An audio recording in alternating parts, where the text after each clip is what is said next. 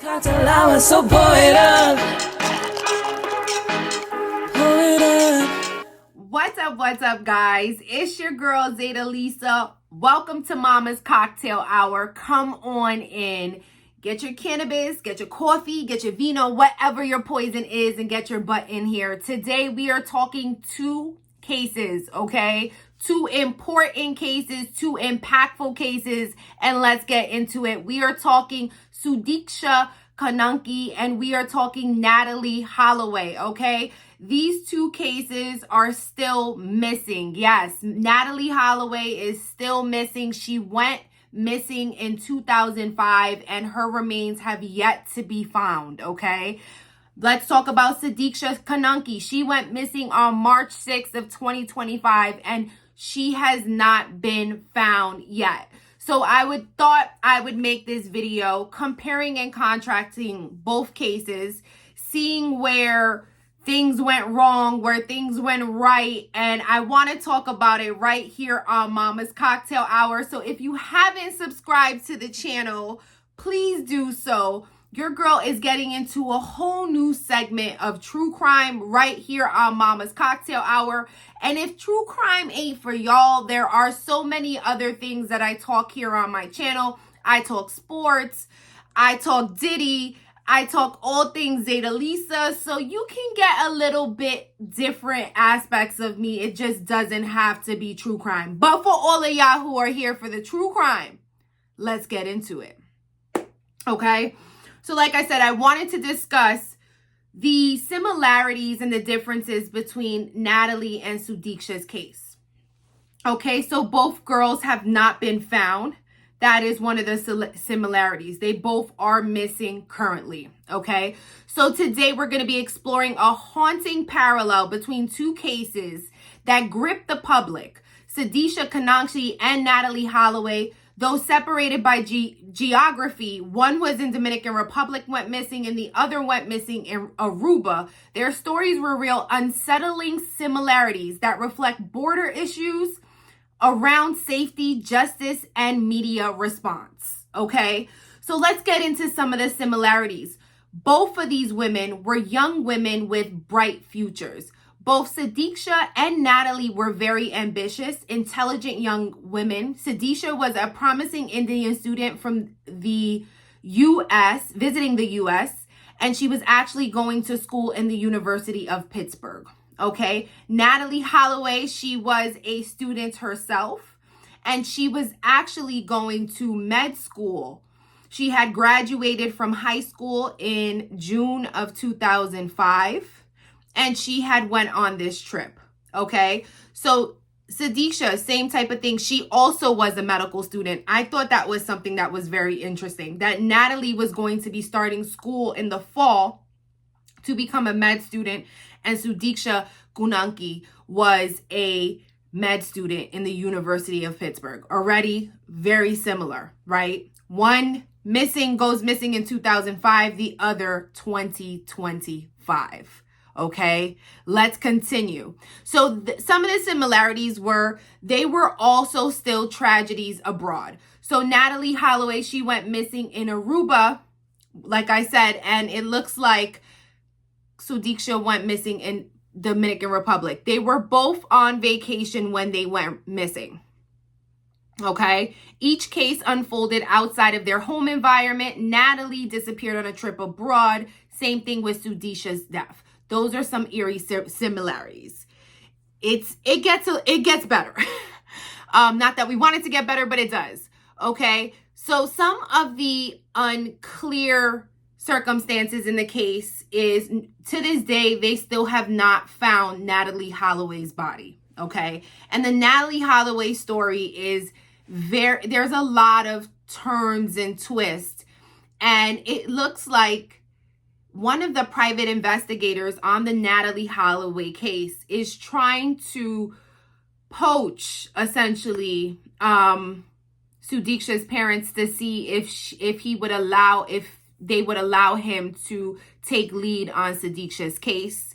There has been no response as of yet. He's been being very vocal in the media that he wants to help, that he wants to go out to the Dominican Republic and start his own investigation, because he did investigate the Natalee Holloway case. And he has done many interviews where he believed that the last person to see Natalee Holloway alive, and his name is Vander Sloot, he was the one who allegedly killed Natalee Holloway.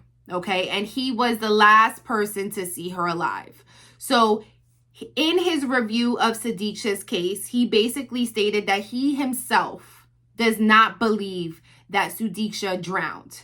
He said that the matter of death is definitely not that. He says that in his experience in investigating crimes abroad, that if someone does drown, their body does, eventually come to shore.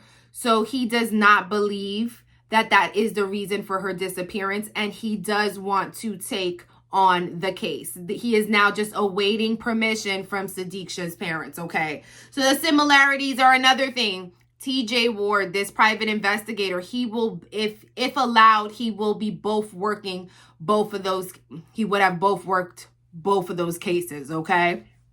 Another similarity, okay? So they were both young women. They were both under the age of 20. It looks like, I think Natalee just turned 18, and we know Sudiksha was like 20 years old. So they were both young women under the drinking age, something that I think is very important. In Aruba, it's actually legal to drink at the age of 18. So she was out there in what's said to be her senior year trip abroad with her friends. 124 students, I believe, went to this Holiday Inn in Aruba, and they were all drinking at the age of 18. So there was both like underage drinking in both scenarios, okay? They both, after drinking, went out with a boy. It looks like Sudiksha went out with Joshua Reeb, and it looks like she went out with this guy Vander Sloot, okay? So they both went out with them after drinking. Some similarities in that case, okay? So Natalee goes missing, Sudiksha goes missing. Natalee's friends and chaperones report her missing almost instantly the next day. Okay, so it looks like they were supposed to have like a breakfast. She never showed up to breakfast. They were supposed to leave to go back home, and she never showed up. So I would say that the response time in Natalee Holloway's disappearance was probably a lot more quicker than it was for Sudiksha's. It took a while for her friends to report her missing, and it also took a while for her parents to even get to her. Whereas in Natalee's case, her mother got to her in hours. She actually drove on a private jet. Yes, she said, my husband got money, okay? She got on a private jet and was in Aruba in hours to search for her daughter, okay? The differences in the case with the parents, it appears that Natalee Holloway's parents were already in Aruba the first day that she was missing, looking for her. They actually went to the Aruban police and had them escort her over to Mr. Vander Sloot's house to figure out what happened to the daughter. They got this information by going to the bar. Ding, ding, ding. That is the next similarity. They both were drinking, underage drinking, well, underage from the United States, right? In bars. They both met guys in bars and then go missing, okay? It is eerily similar to, these cases are like giving me the heebie-jeebies. And in this case, the Natalee Holloway case, it is a case that we have never, I don't think Vander Sloot is doing any type of time for her case, which is crazy because he came out several times and said that he did indeed hurt her. It looks like her parents had set forth some monies, or was going to give him monies if he was honest about what happened. It looks like he came out and said some things, but didn't really give them the exact location of the body and the remains. So it looks like her parents will never know where she is, and this guy has never did time for what he has allegedly said about what he did to Natalee Holloway. It's a freaking bonkers case, and I didn't want to get into a lot of the specifics, but I did want to give you guys not fun facts, but interesting facts on how these cases are eerily similar, okay? Something that I do also want to point out, and I hate to go down the race route, but we have to, okay? One is a white woman and the other is a woman of color, okay? And some of the things that I do see that are sad is I was in high school when Natalee Holloway went missing, 2005, and I remember her face being plastered everywhere. I remember people looking for her. Not to say that that's not happening in the Sudiksha case, because it was happening in the beginning, but I feel like there has been a tremendous drop in what's going on with her. There is no new evidence coming out. There is nothing peaking. There is no talks of anything. And it just seems like everything went dark. So your girl is here to continue to keep the story alive, okay? The last person that saw Natalee Holloway has allegedly confessed to being the person who actually caused her unaliving, okay? Joshua Reeb is out in these streets free because the Dominican, and not saying that the case went down. If you guys see my other videos, please check them out. I have some other videos on Sudiksha that you can check out here or here.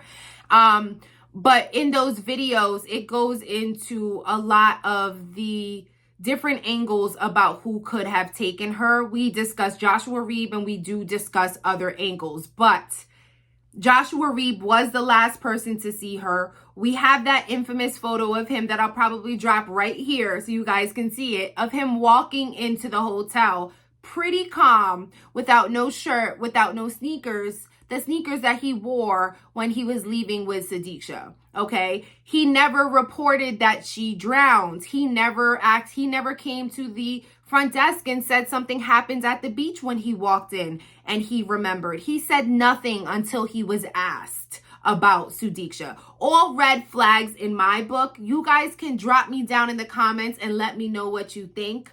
But it's your girl, Zaida Lisa. Please subscribe to the channel so that you can get more fun, quick content. And I give it to you in a fun way. All right, guys. I will see you guys on the next video. Don't forget to subscribe. And like. I was so bored up. Pull it up.